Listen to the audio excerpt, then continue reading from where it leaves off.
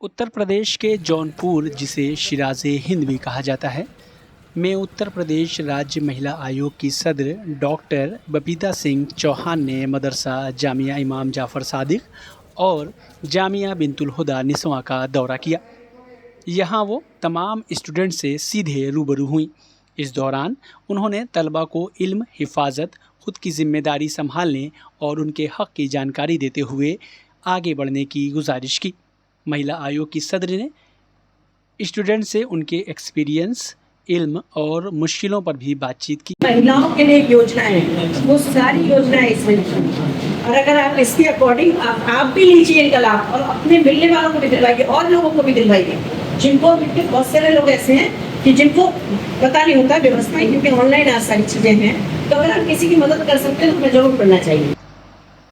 उन्होंने कहा कि यूपी गवर्नमेंट औरतों की हिफाजत और मजबूती के लिए लगातार काम कर रही है। बेटियों के लिए चल रही स्कीम जैसे मिशन शक्ति, बेटी बचाओ बेटी पढ़ाओ और महिला हेल्पलाइन 1090 की भी जानकारी दी और इसके फ़ायदे भी गिनाए। इस दौरान महिला आयोग की सदर का गर्मजोशी के साथ खैर मकदम किया गया। तमाम स्टूडेंट्स ने फूल माला पहनाकर उनका खैर मकदम किया। वहीं अपने इस खैर मकदम से वो भी गदगद नज़र आईं और मदरसे में आने के एक्सपीरियंस को भी साझा किया। आइए सुनते हैं उन्होंने क्या क्या कहा। देखिए, मैं कुछ खास बताना इसलिए चाहूँगी कि मैं जब जिलों में जाती हूँ तो नेचुरली जनसुनवाई भी करती हूँ, हॉस्पिटल्स के भी सर्वे करती हूँ, लेकिन आज जौनपुर में आके जो एक विशेष बात हुई है वो ये हुई है कि पहली बार मैं किसी मदरसे में यहाँ आई हूँ और मैं यहाँ आके मुझे इतना अच्छा यहाँ का अनुभव रहा है कि मैं आपको बता नहीं सकती। इसलिए एक कारण बताऊँगी मैं, आप सुनिएगा कि मेरे को मदरसे में आने का एक आज खास रीज़न ये भी था कि कल मेरे पास बहुत सारे आप लोग भाई पत्रकार भाई आए थे, मैं अपने ऑफिस में वहाँ बैठी हुई थी, तो एक मुरादाबाद मदरसे का केस आपकी नॉलेज में होगा ही।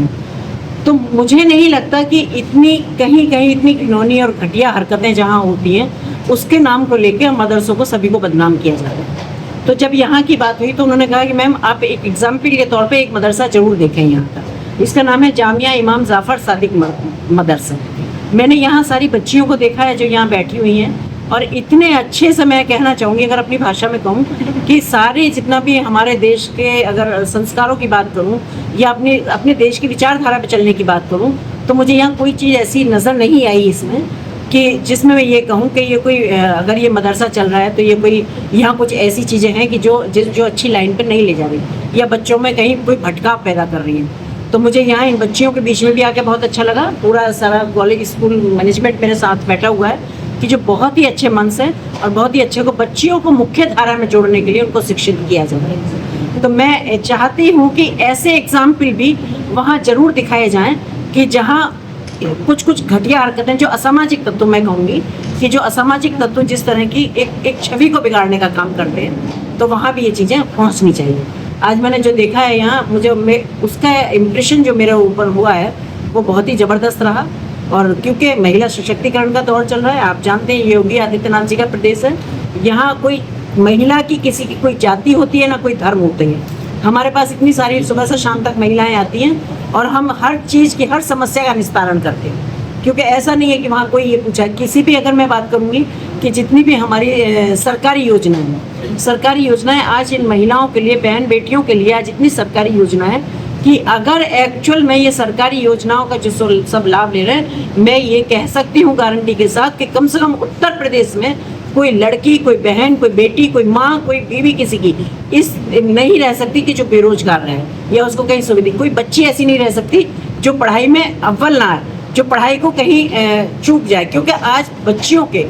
गर्भ में आने से लेके और उनके बुढ़ापे तक की व्यवस्था आज सरकार ने की हुई है, चाहे वो उनको पढ़ाई की है, चाहे वो उनको शादी की है, चाहे वो उनके, अगर कहा जाए महिलाओं में विधवा पेंशन है, चाहे उनको निराश्रित महिलाओं की पेंशन है, और चाहे और भी जैसा आपने देखा होगा कि मकान देने वाली बात है या शौचालय बनवाने वाली बात थी या उज्ज्वला वाली बात थी, या अभी जीएसटी के मामले में भी आपने देखा कि कितनी सारी योजनाएं महिलाओं के लिए हैं। तो मुझे लगता है कि जो महिलाओं का सशक्तिकरण हो रहा है उसमें यहाँ की जो हमारी बहनें मुझे मिली हैं, जितनी हमारी बेटियाँ यहाँ पे पढ़ रही हैं, उनका भी बहुत अच्छा रोल होने वाला है, क्योंकि सरकार ने कभी किसी जाति या कभी किसी धर्म को लेकर कभी किसी पर पक्षपात नहीं किया। उनका तो सबका कहना यही है कि सबका साथ और सबका विकास और सबका विश्वास। और मुझे लगता है कि सारी हमारी जितने भी यहाँ सबकी, तो जैसे मैंने बात की अगर योजनाओं के बारे में, तो सबको सारी चीज़ों का पता है और सब उनका लाभ भी ले रहे हैं। तो मैं यही कहना चाहूँगी कि अब जनसुनवाई की मेरे पास बहुत सारे केसेस आए, यहाँ केस आए उनका, जिसका हमने साथ के साथ निस्तारण किया। कुछ ऐसे थे जिसमें इन्वेस्टिगेशन दोबारा होना था, उन केसों को हमने छोड़ दिया है। जिसमें इन्वेस्टिगेशन हो जाएगा तो हम उसको हो जाएगा।